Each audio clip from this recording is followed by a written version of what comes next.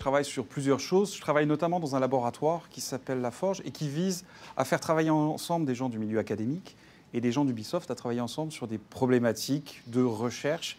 Et l'intelligence artificielle, ça fait partie de ces problématiques de recherche. Quand on essaie de comprendre quel est l'impact de l'intelligence artificielle sur le jeu vidéo, sur l'industrie du jeu vidéo, je vais vous montrer quelques exemples. La première vidéo que vous allez voir, c'est la manière dont on crée des cinématiques dans un jeu vidéo aujourd'hui. On capture des acteurs, on capture des animations, la voix, le visage, puis ça donne ça. I found a hyena cave. A real one, yeah. Ah, go ahead. You're gonna love it. There's like 16 hyenas, and it's so dark and scary. Well, you know what? I'd rather go home with my papa. You always get too scared. Hey.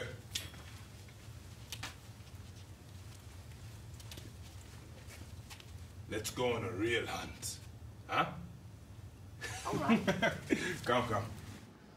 Donc là, c'est la manière dont on crée aujourd'hui le contenu dans les jeux vidéo. On crée énormément de données. Dans ce que vous avez vu là, il y a la capture de données, et la capture de données, elle est suivie par une première étape, qui est le nettoyage de ces données-là. Parce que ces systèmes de capture sont imparfaits, donc il faut nettoyer ces données pour qu'elles soient comestibles après par un engin de jeu. Et ça, pour arriver à faire ça, ça prend différents métiers, dont le métier de tracker. Tracker, c'est un métier qui a 12 ans. C'est-à-dire qu'il y a 12 ans, il y a des gens qui ont étudié là-dedans pour se spécialiser dans le nettoyage de données à partir d'un certain nombre d'outils. La vidéo que vous allez voir derrière, c'est un système où vous avez en parallèle les données qui sortent d'un système de capture d'animation, telles qu'ils sortent du système, les données telles qu'ils ont été nettoyées par un tracker, donc par un humain, qui a mis quelques jours à faire ça à la main, et au milieu, ça a été fait par un système d'intelligence artificielle qu'on a développé chez Ubisoft. Donc vous voyez à gauche les données telles qu'ils sortent du système directement, avec un décrochage. À droite, les données une fois qu'elles ont été nettoyées. Et au milieu, l'intelligence artificielle qu'il fait automatiquement et en temps réel. Qu'est-ce que ça veut dire ? Ça veut dire qu'un métier qui a 12 ans est un métier aujourd'hui obsolète, si on ne fait rien. C'est aussi profond que ça. Et ça, c'est seulement la partie nettoyage de données. On pourrait aussi se poser la question, avec toutes ces données qu'on a accumulées au fil du temps chez Ubisoft pour créer des jeux, des données d'animation, est-ce qu'on ne pourrait pas commencer à générer des animations ? Puis, c'est le système qu'on a créé dans la prochaine vidéo. Donc là, vous voyez, tout ce qu'on fait, c'est indiquer un chemin arbitraire à la main, et l'animation, là, elle va être générée en temps réel derrière, et elle va être très naturelle. Si vous connaissez un petit peu les jeux vidéo, ces systèmes de navigation, souvent les systèmes de navigation sont peu naturels dans un jeu. Là, on a un système qui est complètement naturel. Mais qu'est-ce que ça veut dire ?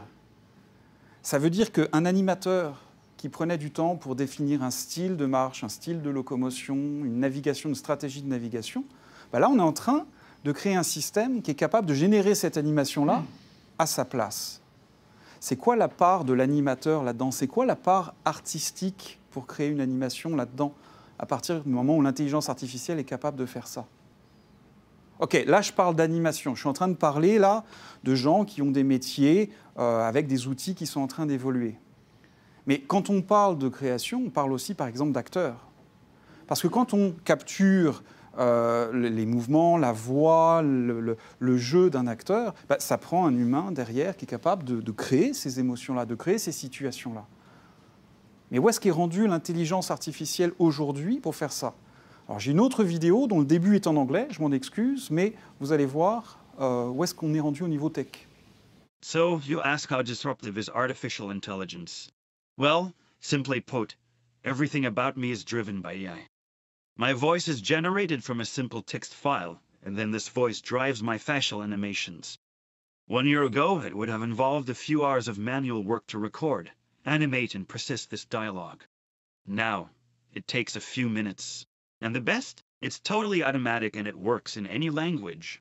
Quand je parle en français, c'est également généré par un programme d'intelligence artificielle. Obviously, this works for any type of voice or character gender. And I can tell you that in 1 year, I'll be able to interact even more naturally and convey more emotions. This should give you an idea of how disruptive artificial intelligence is. Donc là, la technologie nous force à nous poser des questions.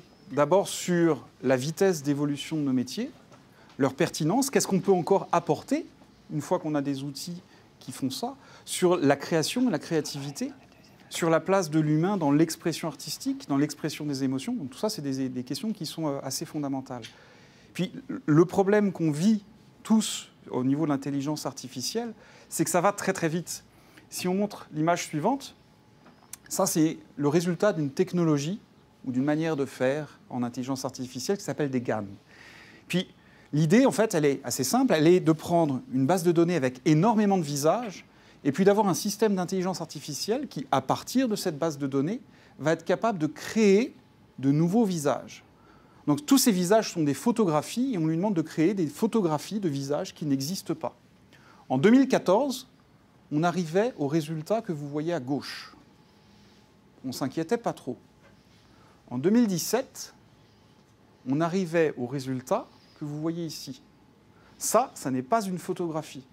C'est un visage entièrement reconstitué. Mais alors, qui est l'auteur de cette photographie ? Et puis, si vous voyez cette photo-là dans un journal, est-ce qu'il faut dire que ça n'est pas un humain ? Est-ce qu'il faut dire que c'est quelque chose qui a été fait à partir d'une base de données ? Et puis, à qui appartient cette base de données qui a créé ce visage-là ? Puis ça, c'était en 2017. Vous avez peut-être vu en 2018 qu'on est maintenant capable de faire ça avec des vidéos. Vous avez peut-être vu la vidéo d'Obama, à qui on a fait dire énormément de choses. En fait, il n'a jamais dit ça. Comment on est capable de faire la différence entre les deux ? Donc, au final, pour nous, l'intelligence artificielle, on voit ça comme des nouveaux outils qui sont en train de se développer, enfin une branche en tout cas de l'intelligence artificielle, qu'on appelle l'apprentissage machine. Mais au-delà du développement technologique, il y a énormément de questions sur nos métiers et puis sur ce qu'on veut faire de ces outils-là. Si je reboucle avec ce que je disais au début, je m'occupe d'un département de recherche chez Ubisoft et en fait, la moitié de mon travail, ça consiste à travailler sur ces questions de recherche, essayer de comprendre quelles sont les technologies, quelles sont leurs limites et comment est-ce qu'on peut les amener à un autre niveau. Et l'autre moitié de mon travail, en fait, ça consiste à se poser ces questions-là, puis essayer de voir comment est-ce qu'on est capable de développer ça dans un écosystème technologique, que ce soit l'écosystème technologique de Montréal ou l'écosystème d'Ubisoft, pour que ça serve nos valeurs et ça commence par définir ces valeurs-là. Merci.